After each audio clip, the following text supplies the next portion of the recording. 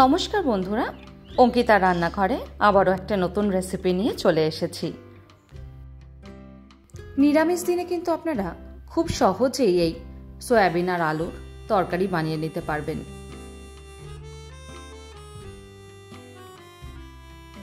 প্রথমেই সাদা তেল গরম করে নেব, তার মধ্যে সেদ্ধ করে নেওয়া আলুগুলোকে এবার দিয়ে খুব ভালো করে কিন্তু ভেজে নেব।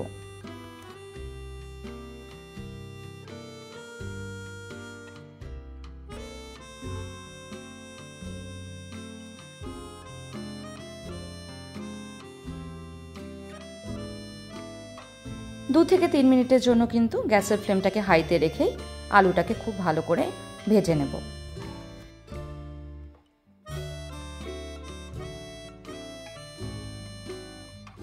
আলুটা ভাজার সময়তেই দিয়ে দিচ্ছি নুন আর হলুদ। এবারও খুব ভালো করে একবার নেড়ে নেব।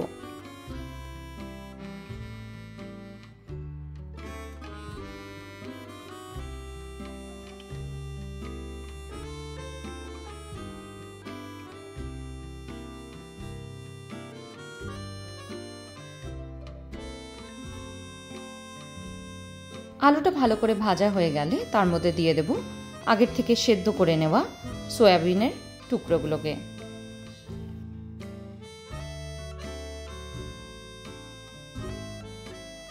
আবারও খুব ভালোভাবে কিন্তু আলু আর সয়াবিনটাকে নেড়ে চেড়ে ভেজে নেব।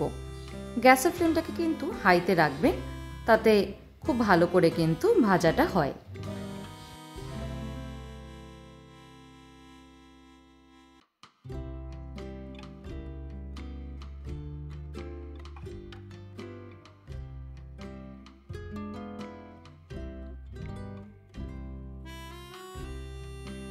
বেশ ভালো করে ভাজাটা হয়ে গেছে।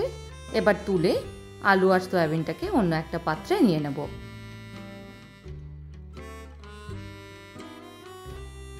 কড়াইতে আর 2 চামচ মতন তেল দিয়ে তার মধ্যে দিয়ে দিলাম হাফ চামচ মতন জিরে। খুব ভালো করে কিন্তু জিরেটাকে এবার ভেজে নেব। জিরে ভাজা হয়ে গেলে তার মধ্যে দিয়ে দেব টমেটো, আদা আর কাঁচা লঙ্কার একটা পেস্ট। আমি এখানে একটা বড় সাইজের টমেটোর ব্যবহার করেছি, 4টে কাঁচা লঙ্কা আর 1 ইঞ্চি মতন আদার টুকরো।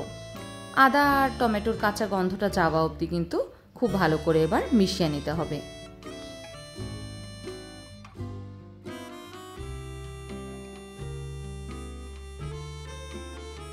নেড়ে চেড়ে কিন্তু খুব ভালো করে এবার মশলাটাকে কষাতে থাকবো।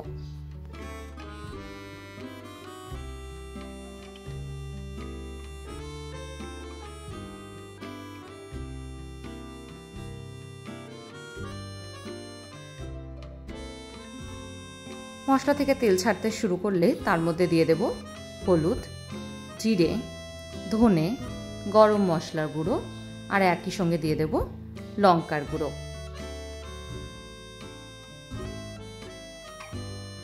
গুঁড়ো মশলাগুলোকে দিয়ে গ্যাসের ফ্লেমটাকে কিন্তু লোতে করে রেখেই খুব ভালো করে এবার মিশিয়ে নেব।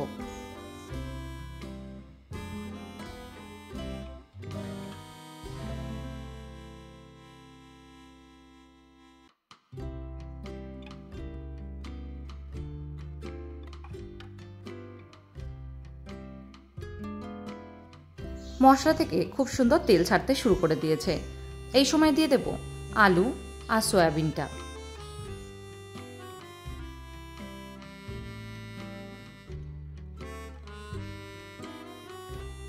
আলু আর সয়াবিনটা দিয়ে কিন্তু খুব ভালো করে একবার নেড়ে মিশিয়ে নেব।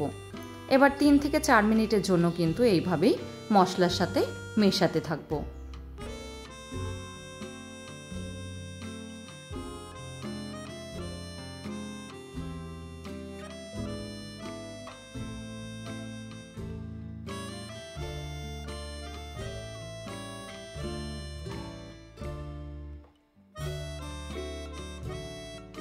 মশলা থেকে তেল ছাড়তে শুরু করেছে, এই সময় দিয়ে দিচ্ছি 1 কাপ পরিমাণে জল।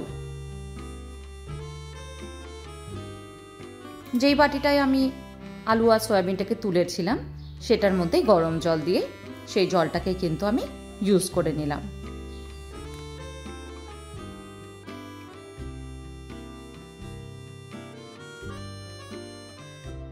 ঝোলটা ফুটে উঠলে তার মধ্যে ওপর দিয়ে ছড়িয়ে দেব ধনেপাতা।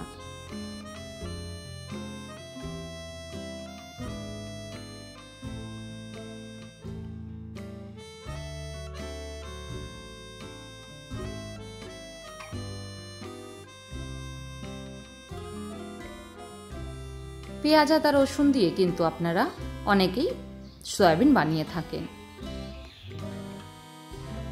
এইভাবে নিরামিষ দিনের জন্য কিন্তু খুব সহজেই আপনারা সয়াবিন আলুর তরকারি বানিয়ে নিতে পারবেন।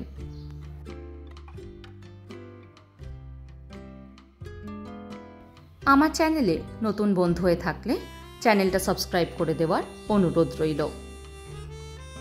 গরম ভাত বা রুটি পরোটা যে কোনো কিছুর সাথে কিন্তু এই রেসিপিটা খুবই স্বাদ লাগে। আজকের মতন এইটুকুই, আবার দেখা হবে। ধন্যবাদ।